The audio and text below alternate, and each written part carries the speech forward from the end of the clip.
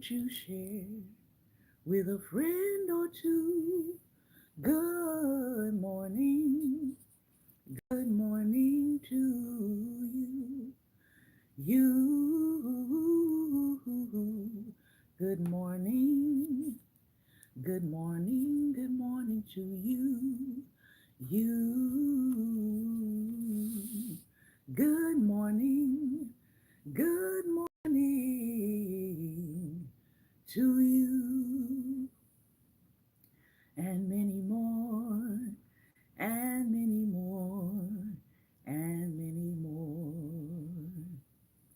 Good morning, everyone, and welcome to Daring Dialogues. I'm your host today, Shantae Charles.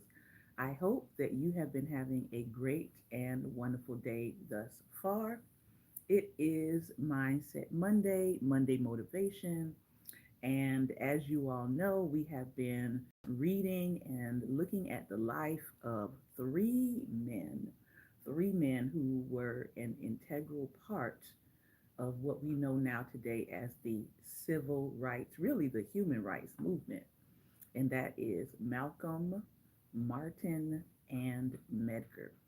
We've been taking a look at three main books: Strength to Love, looking at Martin Luther's ideology behind his civil action and civil work. We have been looking at Medgar and Murley, and we're probably going to go through, we'll probably continue this into our next season. This season is ending on next Monday. Next Monday will be our last episode for season 18.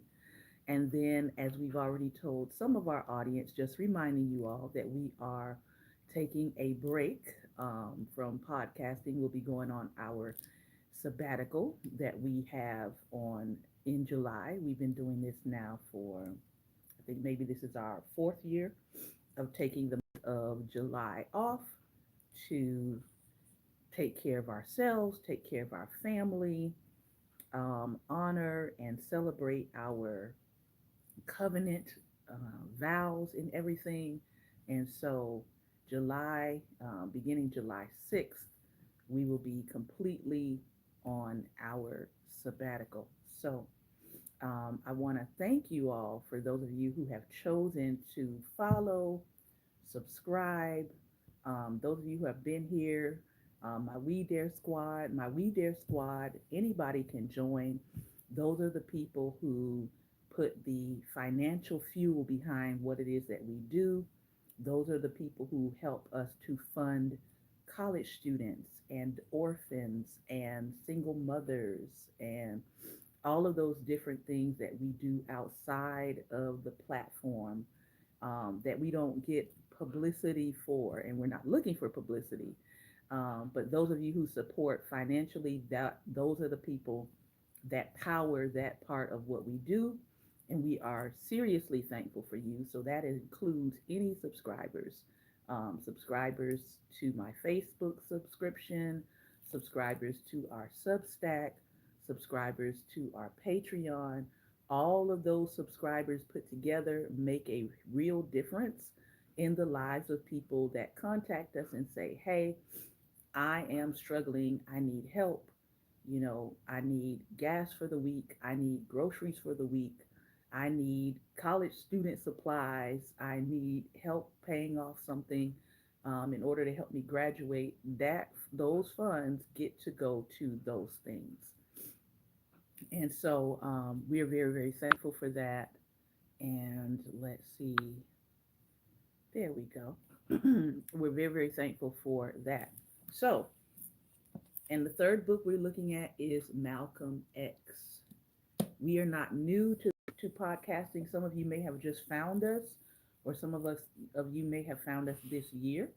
But we started doing read alouds when read alouds were not a thing. We were doing this and have been doing this every year since 2016. So if you've just found us, welcome. And if you're interested in joining our Facebook page, where we have 174,000 followers, You can find us on our Facebook page at Black Table Talk. That is our Facebook page. We also have a smaller Facebook page for what we like to call our co-conspirators in justice. And that page is Daring Dialogues. That's a smaller group of people on that page. But yeah, June, and we didn't even really celebrate this month, but this month, June, marked 10 years that we have been podcasting, reading aloud, sharing our thoughts, and discussing with you the work that we do here. And so, if you have any questions about what it is that we do, please email us. We are happy to hear from you. If you have questions or you are interested in interviewing to find what it is that we've been doing for the past 10 years, the email is the Daring Dialogues with an S at the end at gmail.com. All right. So, because of our time, we want to get right into the readings. We've got 3 readings, and then I don't know if my talkback person is here this morning. We'll find out momentarily. But we've got 3 readings to do. So, if you enjoy reading aloud, if you enjoy being read to, this is the place for you. So, let's start with Strings to Love. Again, this is his wife said that this set of writings, this set of messages is like the crux of Martin's theology behind his civic action. So that's why we have decided to pick this up and read. We're going to his second message. We just finished the first one. The first one was called A Tough Mind and a Tender Heart. And I'll be honest, we stayed a little bit longer in it because he was saying so many profound things that you just had to just pause and stop and reflect on it. So now we're going to his second message entitled Transformed Nonconformist. And I actually heard somebody using this particular topic this past week. And I was like, hey, you got that from Martin Luther King. I was able to immediately identify it. So let's look at this. Transformed nonconformist. And where is Martin taking his text from? He's taking it from a very famous passage that a lot of Christians, minus the 3 Ks, because we got to say that over here, a lot of Christians, minus the 3 Ks, know this particular scripture. And it is Romans 12:2. If you're in a black church, you've probably heard it at least 100 times. If you've been in a black church, you've attended a black church, you've gone for at least a year, you have probably heard this verse.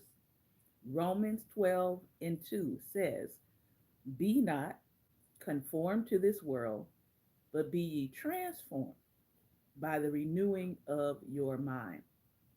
The neuroscientists, if you're on here today or you are into neuroscience, they would talk about this in terms of your mindsets and your ability or the neuroplasticity of your mind, the ability for you to change your mind. Same thing. Be not conformed to this world, but be ye transformed by the renewing or the neuroplasticity of your mind. So, what does he say here? Let's begin with this first section. Do not conform, he says, is difficult advice in a generation when crowd pressures have unconsciously conditioned our minds and feet to move to the rhythmic drumbeat of the status quo. Many voices and forces urge us to choose the path of least resistance and bid us never to fight for an unpopular cause and never to be found in a pathetic minority of 2 or 3. Now, we already can see that in our society. It's not rocket science to look up and recognize that there are certain things in this country, especially in the United States, which is where I'm located.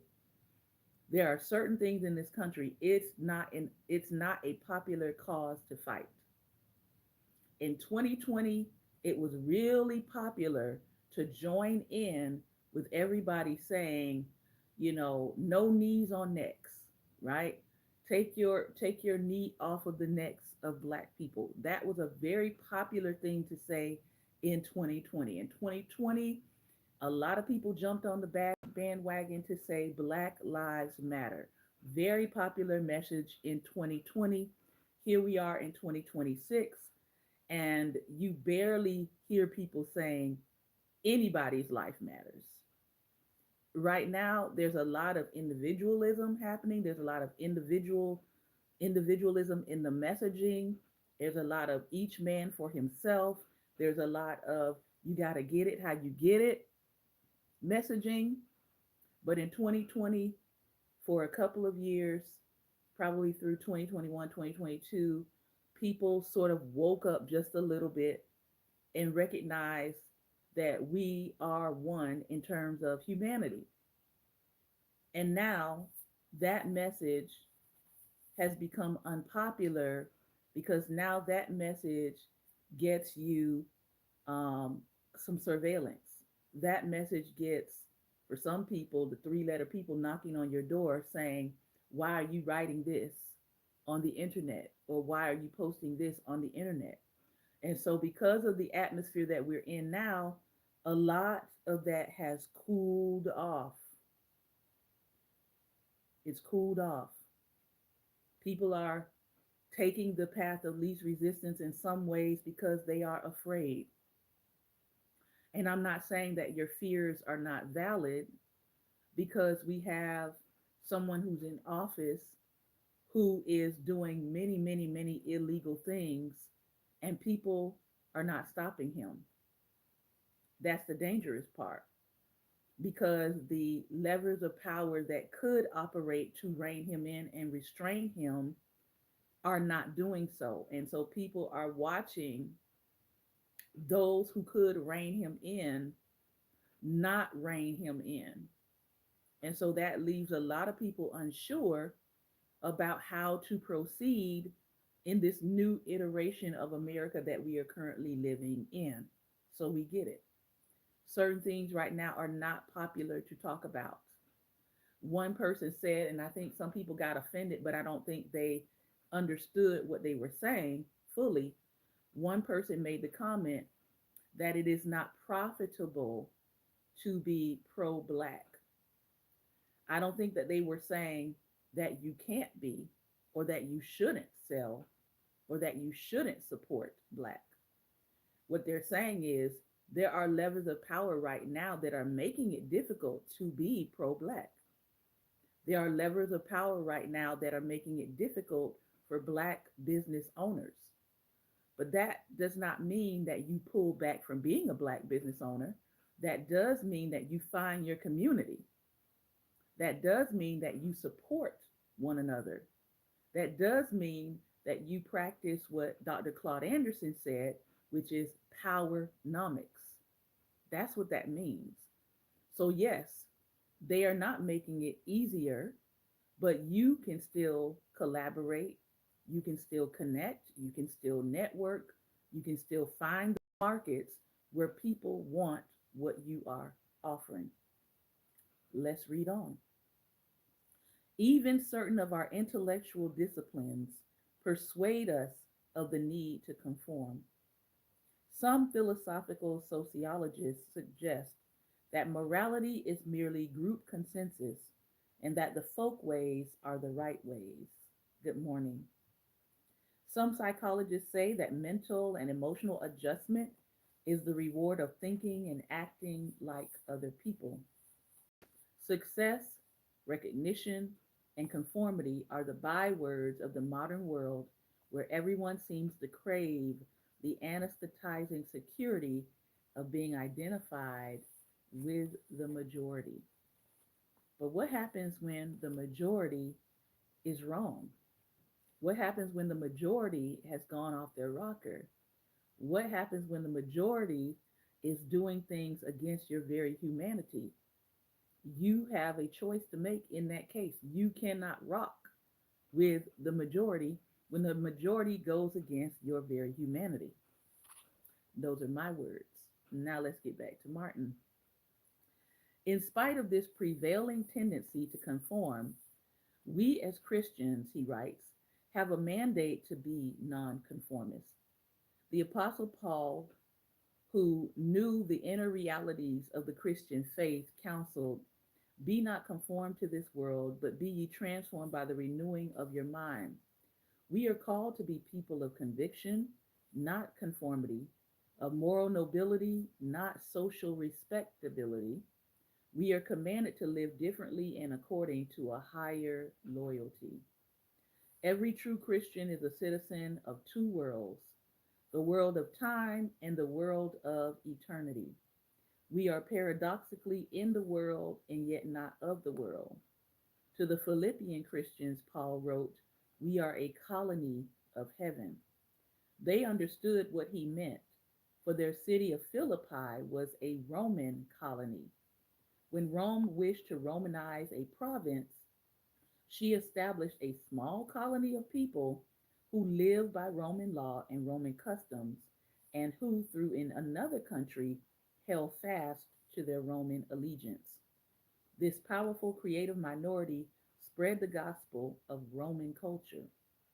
Although the analogy is imperfect, the Roman settlers lived within a framework of injustice and exploitation, that is, colonialism.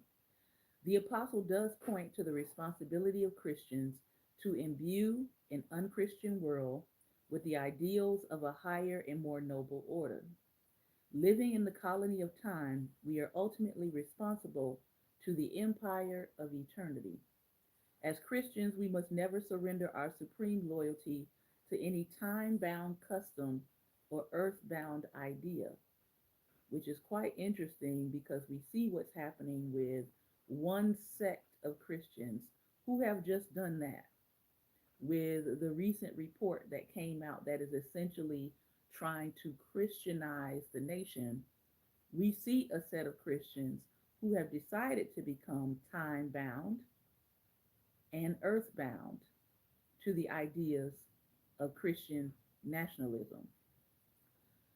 He says here, for at the heart of our universe is a higher reality, God and his kingdom of love to which we must be conformed.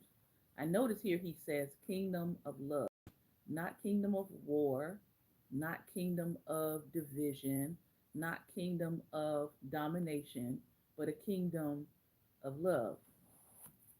He goes on, this command, not to conform, comes not only from Paul, but also from our Lord Jesus Christ, the world's most dedicated nonconformist, whose ethical nonconformity still challenges the conscience of mankind today. When an affluent society would coax us to believe that happiness consists in the size of our automobiles, the impressiveness of our houses, and the expensiveness of our clothes, Jesus reminds us, quote, a man's life consisteth not in the abundance of the things which he possesseth. When we would yield to the temptation of a world rife with sexual promiscuity and gone wild with a philosophy of self expression, Jesus tells us that whosoever looketh on a woman to lust after her hath committed adultery with her already in his heart. When we refuse to suffer for righteousness and choose to follow the path of comfort rather than conviction, we hear Jesus say, blessed are they which are persecuted for righteousness' sake, for theirs is the kingdom of heaven. When in our spiritual pride we boast of having reached the peak of moral excellence, Jesus warns, the publicans and the harlots go into the kingdom of God before you. When we, through compassionless detachment and arrogant individualism, fail to respond to the needs of the underprivileged, the Master says, inasmuch as ye have done it unto one of the least of these my brethren, ye have done it to me. When we allow the spark of revenge in our souls to flame up in hate towards our enemies, Jesus teaches, love your enemies, bless them that curse you, do good to them that hate you, and pray for them which despitefully use you and persecute you. Everywhere and at all times, the love ethic of Jesus is a radiant light, revealing the ugliness of our stale conformity. In spite of this imperative demand to live differently, we have cultivated a mass mind and have moved from the extreme of rugged individualism to the even greater extreme of rugged collectivism. We are not makers of history, we are made by history. Longfellow said, in this world, a man must either be an anvil or a hammer, meaning that he is either a molder of society or is molded by society. Who doubts that today most men are anvils and are shaped by the patterns of the majority? Or to change the figure, most people, and Christians in particular, are thermometers that record or register the temperature of majority opinion, not thermostats that transform and regulate the temperature of society. Many people fear nothing more terribly than to take a position that stands out sharply and clearly from the prevailing opinion. The tendency of most is to adopt a view that is so ambiguous that it will include everything and so popular that it will include everybody. Along with this has grown an inordinate worship of bigness. We live in an age of jumboism, where men find security in that which is large and extensive: big cities, big buildings, big corporations. This worship of size has caused many to fear being identified with a minority idea. Not a few men who cherish lofty and noble ideals hide them under a bushel for fear of being called different. Many sincere white people in the South privately oppose segregation and discrimination, but they are apprehensive lest they be publicly condemned. Millions of citizens are deeply disturbed that the military industrial complex too often shapes national policy, but they do not want to be considered unpatriotic. Countless loyal Americans honestly feel that a world body such as the United Nations should even include Red China, but they fear being called communist sympathizers. A legion of thoughtful persons recognizes that traditional capitalism must continually undergo change if our great national wealth is to be more equitably distributed. But they are afraid their criticisms will make them seem un American. Numerous decent, wholesome young persons permit themselves to become involved in unwholesome pursuits that they do not personally condone or even enjoy because they are ashamed to say no when the gang says yes. How few people have the audacity to express publicly their convictions, and how many have allowed themselves to be astronomically intimidated. Blind conformity makes us so suspicious of an individual who insists on saying what he really believes that we recklessly threaten their civil liberties. If a man who believes vigorously in peace is foolish enough to carry a sign in a public demonstration, or if a Southern white person believing in the American dream of dignity and worth of human persons dares to invite a Negro into his home and join with him in his struggle for freedom, he is liable to be summoned before some legislative investigative body. He most certainly is a communist if he espouses the cause of human brotherhood. Thomas Jefferson wrote, I have sworn upon the altar of God eternal hostility against every form of tyranny over the mind of man. To the conformists and the shapers of the conformist mentality, this must surely sound like a most dangerous and radical doctrine. Have we permitted the lamp of independent thought and individualism to become so dim that were Jefferson to write and live by these words today, we would find cause to harass and investigate him? If Americans permit thought control, business control, and freedom control to continue, we shall surely move within the shadows of fascism.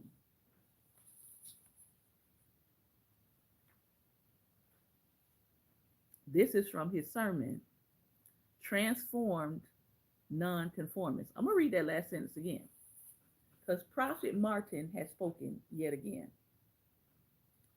If Americans permit thought control, business control, freedom control to continue, we shall surely move within the shadows of fascism. If Martin were alive today, he wouldn't say we're in the shadows.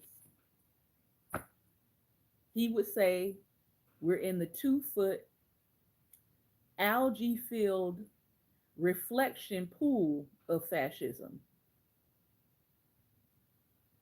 because that's where we are.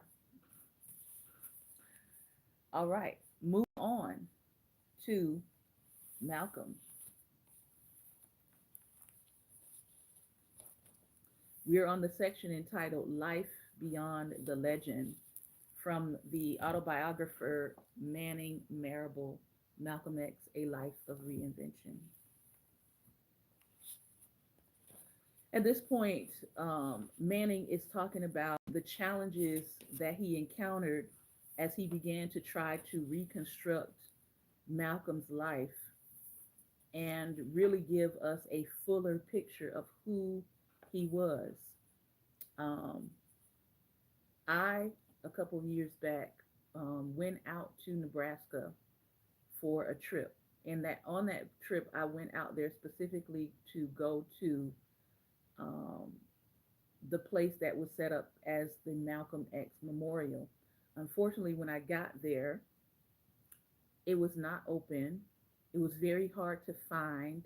And then when we found it, it was not open. It was very disappointing, what was going on with Malcolm's legacy.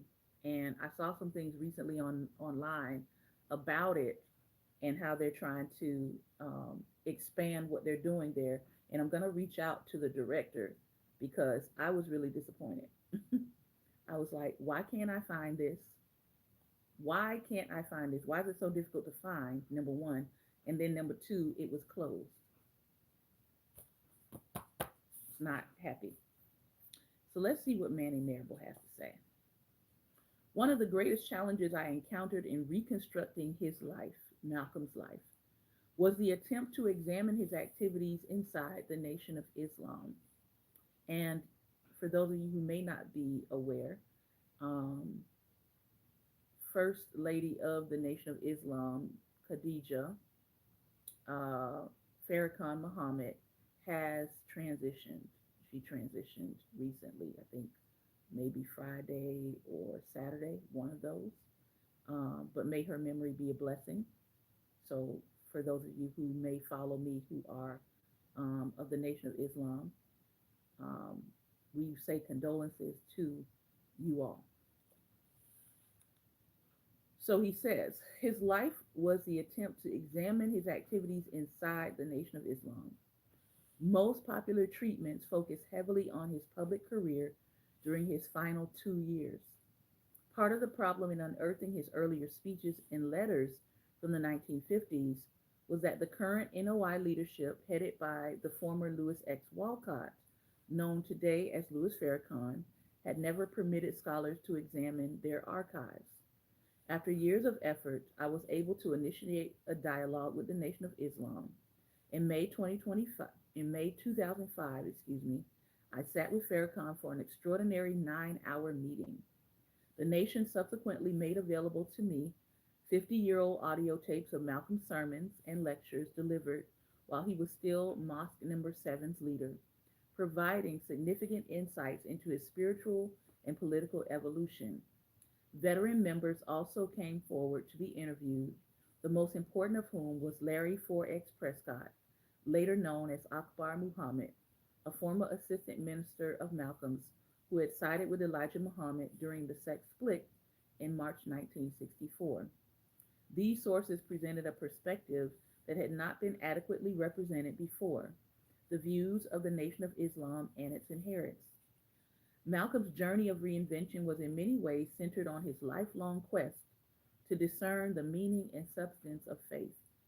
As a prisoner, he embraced an anti-white, quasi-Islamic sect that nevertheless validated his fragmented sense of humanity and ethnic identity. But as he traveled across the world, Malcolm learned that Orthodox Islam was in many ways at odds with the racial stigmatization and intolerance that was at the center of Nation of Islam's creed. Malcolm came to adopt true Islam's universalism and its belief that all could find Allah's grace regardless of their race.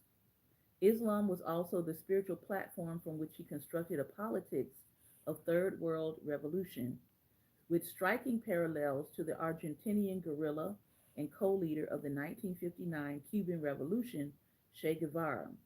It was also the political bridge that brought Malcolm into contact with the Islamic Brotherhood in Lebanon, as well as in Egypt and Gaza, with the Palestine Liberation Organization.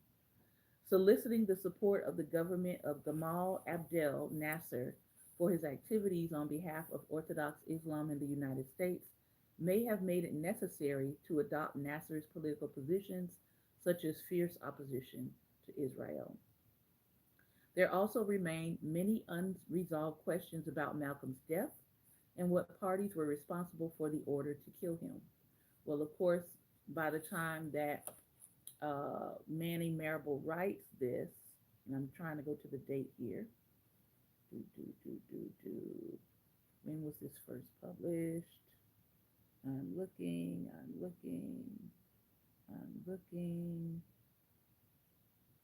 2011. So this is considered history at this point. 15 years ago, he writes this, and we now know more about the orders to unalive Malcolm, and we now have more proof about who was actually behind it. History is not, he says, a cold case investigation. I have had to weigh forensic probabilities, not certainties.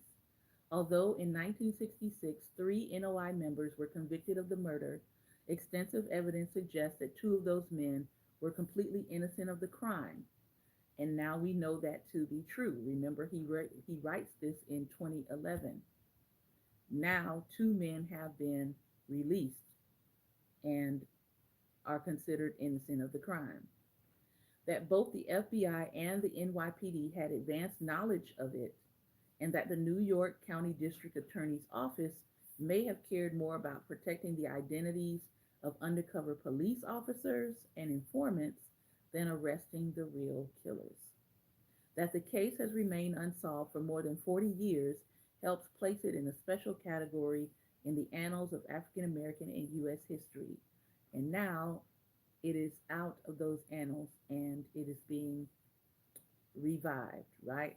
I believe the family of Malcolm also has a lawsuit going now against the NYPD and other entities because of this.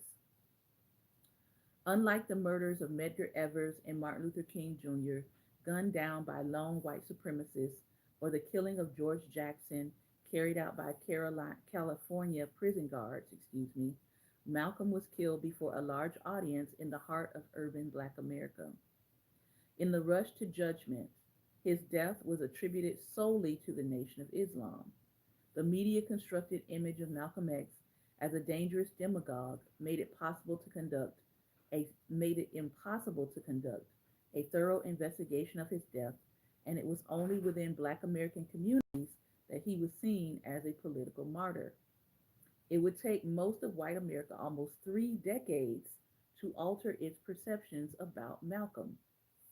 The great temptation for the biographer of an iconic figure is to portray him or her as a virtual saint, without the normal contradictions and blemishes that all human beings have. I've devoted so many years in the effort to understand the interior personality and mind of Malcolm that this temptation disappeared long ago. He was a truly historical figure in the sense that more than any of his contemporaries, he embodied the spirit, vitality, and political mood of an entire population. Black urban mid 20th century America. He spoke with clarity, humor, and urgency, and Black audiences both in the United States and throughout Africa responded enthusiastically. Even when he made controversial statements with which the majority of African Americans disagreed, few questioned his sincerity and commitment to Black people. On the other hand, any comprehensive review of his public record reveals major mistakes of judgment, including negotiations with the Ku Klux Klan. But unlike many other leaders, Malcolm had the courage to admit his mistakes and to seek out and apologize to those he had offended. Even when I have disagreed with him, I deeply admire the strength and integrity of his character and the love he obviously felt toward the Black American people and their culture. To appreciate how Malcolm's resurrection occurred, first among African Americans and later throughout America, we need to reconstruct the full contours of his remarkable life, a story that begins in a small Black community on the north side of Omaha, Nebraska, which is exactly where I went to go find out about his upbringing, but I was unable to at the time. I'm going to try again, but I was unable to at the time. All right, so Monday, when we come back, we'll be talking about Malcolm X's young beginnings in Omaha, Nebraska. All right, our final reading for today is coming from Medgar and Merle. Medgar Evers and the love story that awakened America. I'm going to talk about today, we're going to look at Medgar's family origins. And I think that's just the only thing we're going to get through today. Medgar's parents. James Evers and his wife Jessie Wright Evers came from mixed heritage families. Jessie's great grandfather was Medgar Wright, the namesake of Jessie's future son. The elder Medgar was a half black, half indigenous slave or enslaved person whose reputation was one of incorrigibility. Jessie's father, Esseens Wright, was half white and born in Georgia in 1874. In 1893, at 20 years old, he married a black woman 1 year his junior, and they had a son. Less than a year later, they moved to Washington, Mississippi, where their two daughters, Leslie and Jessie, were born in 1894 and 1897. According to family lore, what prompted the change of scenery was an incident in which Esseens Wright shot two white men after one of them called him a half ASSED mulatto. Jessie was no rabble rouser. Instead, she was a holy roller who skillfully sewed her children's clothes and required them to be in church 3 times a week for Bible study and Sunday services. She encouraged them to be patient with white folks, pray for those who trespassed against them, and put their trust in the Lord. Like most black women in the South, she worked for white families, taking in laundry and returning it through the back door, cleaning their homes and minding their children. One of her older children, Eddie, became a hobo, hopping trains and living free. Charles admired his uncle and strived to one day achieve that kind of freedom. James Evers was born in Lena, Mississippi on September 6, 1882, according to his World War I draft card. He was one of 4 children of Mike Evers, a farmer who owned land near Decatur and who was born in 1845 in Georgia, and Mary Lizzie Horn, a black and Creole Indian woman, born in 1850 in North Carolina. Both were likely formerly enslaved. Charles remembered his grandmother for her high cheekbones and long hair. As in most black families at the time, there were no family photographs or portraits, just memories and old folk stories. James and Jessie, who called each other Jim and Grim, married sometime around 1920. Jessie had been married before and brought 3 children into the marriage. They then had 4 more: Medgar, Charles, and 2 girls, Mary, Ruth, and Liz. Jessie Wright Evers ensured her children went to school every day, all 4 months of the Negro school year.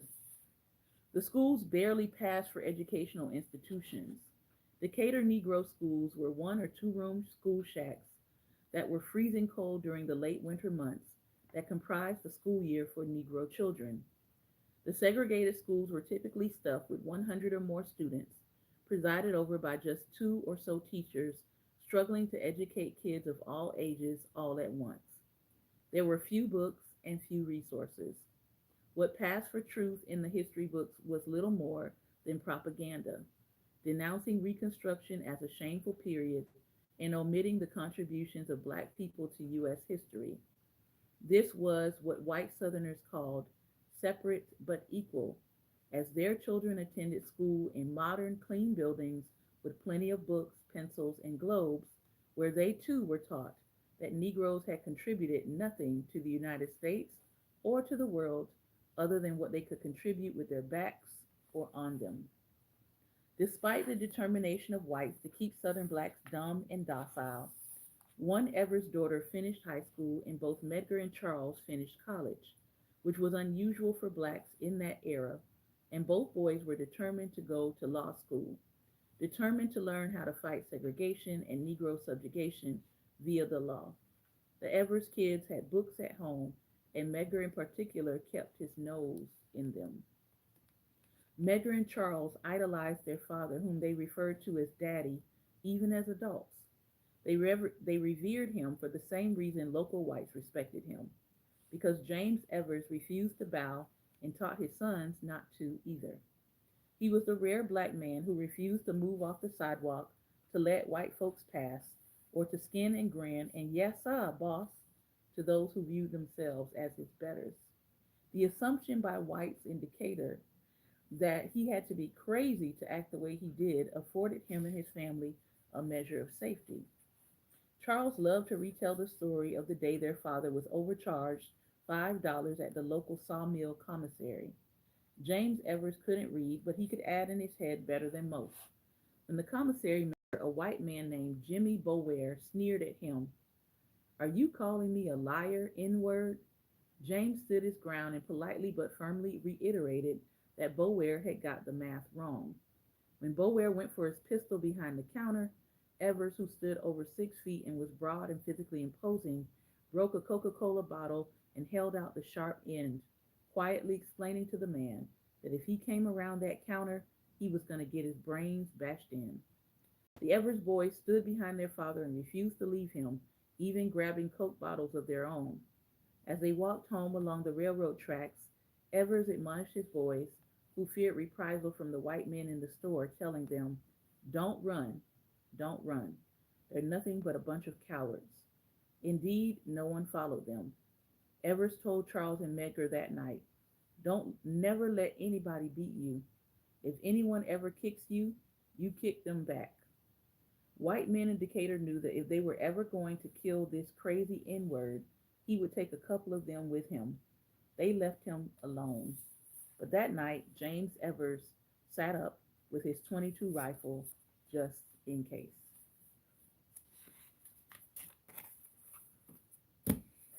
Just another day in the Jim Crow South.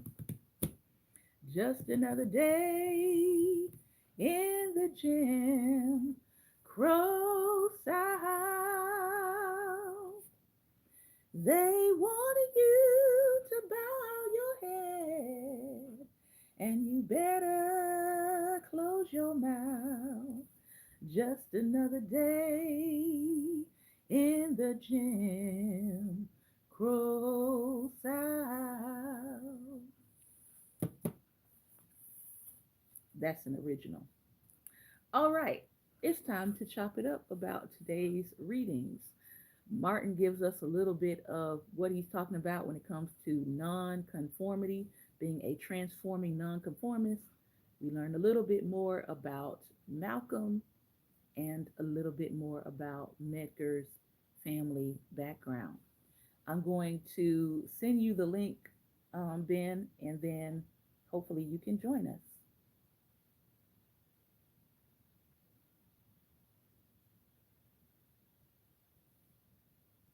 All right, I think I have sent that. If you are watching by our official Black Table Talk page, I want to thank you for tuning in. You all have one more segment with us on next Monday. And then when we come back for season 19, oh my gosh, We are going to be completely shifting over to Official Black Table Talk. That is the page. Go find it and follow it. Official Black Table Talk is the new YouTube page. We will continue on this page with our Sunday dialogues, but all of our Daring Dialogues will be on the new page for season 19. So if you haven't gone over there yet, if you enjoy these weekday readings and discussions, that is where we're going to be for season 19. Again, the page is Official Black Table Talk. All right. I see